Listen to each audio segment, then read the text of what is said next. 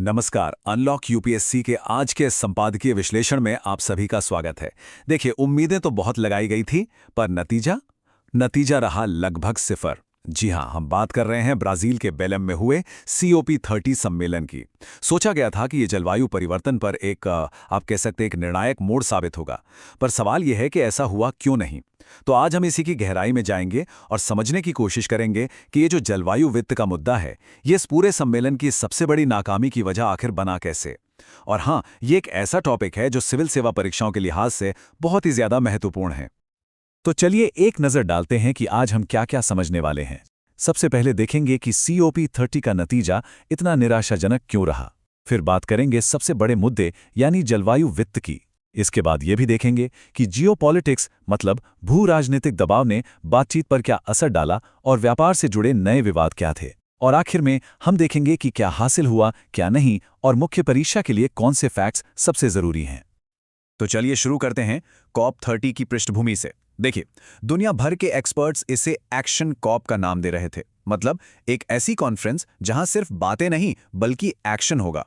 उम्मीद ये थी कि दशकों की बातचीत के बाद अब जमीन पर कुछ ठोस कार्रवाई देखने को मिलेगी।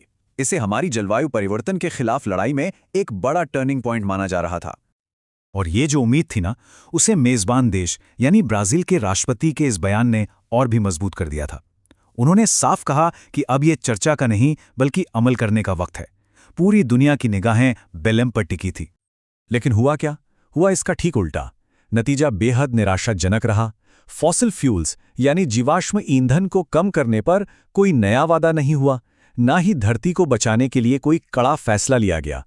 तो जो उम्मीदें थीं और जो असलियत सामने आई, उसके बीच एक बहुत बड़ी खाई देखने को मिली। अब आते हैं उस मुद्दे पर जो इस पूरे सम्मेलन का केंद्र बना रहा और जिसकी वजह से सबसे ज्यादा हंगामा हुआ, और वो मुद्दा था जलवायु वित्त यानी क्लाइमेट फाइनेंस।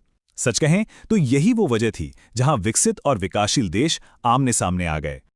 तो अब देखिए, ये जो स्लाइड है ना, ये एकदम साफ साफ दिखाती है कि दोनों गुटों के बीच बुनियादी मतभेद आखिर था क्या। एक तरफ थे विकासशील देश मतलब G77 और अफ्रीकी समूह, जो कह रहे थे कि भाई पेरिस समझौते में जो तय हुआ था उसके हिसाब से हमें अंतर्राष्ट्रीय मदद मिलनी चाहिए। और दूसरी तरफ थे विकसित देश, जो ऐसा लग रहा था कि अपनी वित्तीय जिम्मेदारियों से कह सकते हैं कि पीछे हटना चाह रहे हैं। और बस इसी टकराव ने पूरी बातचीत में एक बहुत बड़ा डेडलॉक पैदा कर दिया। इसी डेडलॉक के बीच एक प्रस्ताव पर काफी चर्चा हुई। प्रस्ताव ये था कि क्लाइमेट फाइनेंस की जो रकम है उसे बढ़ाया जाए और लक्ष्य रखा गया कि 2030 तक ये राशि कम से कम $120 अरब हर साल होनी चाहिए। ये एक बहुत बड़ा आंकड़ा है जो विकासशील देशों को क्लाइमेट चेंज से लड़ने में मदद करता। लेकिन अफसोस, इस पर कोई आखिरी फैसला नहीं हो सका। यहाँ एक और बात समझनी बहुत जरूरी है। ये जो पूरी बातचीत हो रही थी वो दुनिया की राजनीति से अलग नहीं थी। ग्लोबल पॉलिटिक्स और खासकर अमेरिका के रुख ने इस पर बहुत बड़ा और एक तरह से कहें तो निर्णायक असर डाला। और ये स्लाइड देखिए, ये पिछले एक दशक में घटती हुई वैश्विक प्रतिबद्धता की पूरी कहानी बताती है।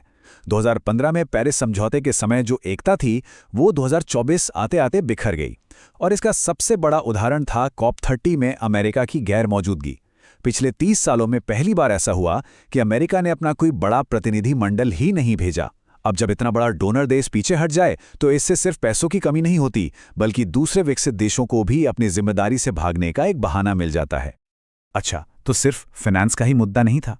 इसके अलावा कुछ और नए और काफी पेचीदा मामले भी बहस के केंद्र में आ गए, खासतौर पर व्यापार और न्यायसंगत संक्रमण यानी जस्ट ट्रांजिशन से जुड़े मुद्दे।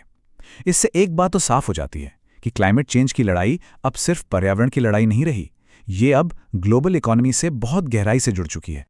तो पहले समझते हैं कि ये न्यायसंगत संक्रमण कार्यक्रम है क्या। देखिए, इसका सीधा सा मतलब ये है कि जब दुनिया फॉसिल फ्यूल से ग्रीन एनर्जी की तरफ बढ़ेगी तो ये बदलाव न्याय संगत होना चाहिए। ऐसा ना हो कि इसका सारा बोझ गरीबों और मजदूरों पर आ जाए। और साथ ही क्लाइमेट फाइनेंस को लागू करने के लिए दुनिया भर के देशों में बेहतर तालमेल हो। अब अगला विवादास्पद मुद्दा था एक तरफा व्यापारिक कार्रवाई यानी UTMs। ये ऐसे ट्रेड नियम हैं जिन्हें कोई एक देश अकेले ही लागू कर देता है। अब विकासशील देशों को यह डर था कि अमीर देश ऐसे नियम बनाकर उनके व्यापार को नुकसान पहुंचा सकते हैं। इसीलिए विकासशील देशों के समूह G77 और चीन ने इस पर बहस करने की जोरदार मांग की। और आखिर में बात करते हैं कार्बन बॉर्डर एडजस्टमेंट मैकेनिज्म यानी CBAM की।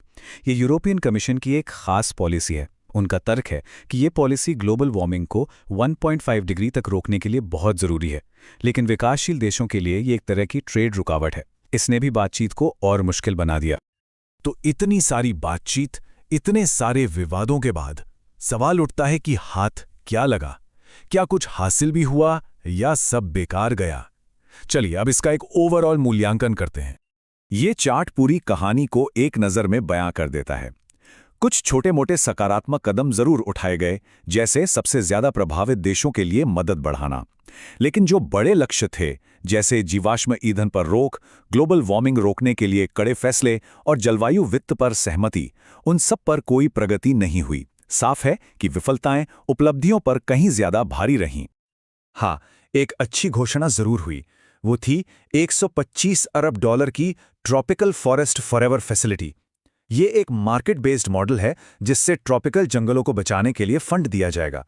इसे एक अच्छी पहल माना जा रहा है, भले ये मुख्य बातचीत का हिस्सा नहीं थी। और अब आते हैं सबसे जरूरी हिस्से पर। चलिए उन सभी महत्वपूर्ण फैक्ट्स और पॉइंट्स को एक जगह देख लेते हैं जो आपको मुख्य परीक्षा में एक मजबूत जवाब लिखने में मदद करेंगे। ओके, तो ये स्लाइड एक तरह से पूरे COP30 का सार है, वो भी फटाफट रिवीजन के लिए। देखिए, सम्मेलन कहाँ हुआ? बेलेम, ब्राजील में। अमेरिका का रुख क्या था? भाई 30 सालों में पहली बार कोई बड़ा प्रतिनिधि मंडल ही नहीं भेजा। क्लाइमेट फिनांस का प्रस्ताव क्या था? 2030 तक कम से कम $120 अरब हर साल। और नए विवाद कौन कौन से थे? वही जलवायु वित्त, UTMs और CBAM। तो ये वो सारे की पॉइंट्स हैं जो एक अच्छा सा जवाब फ्रेम करने में बहुत मदद करेंगे।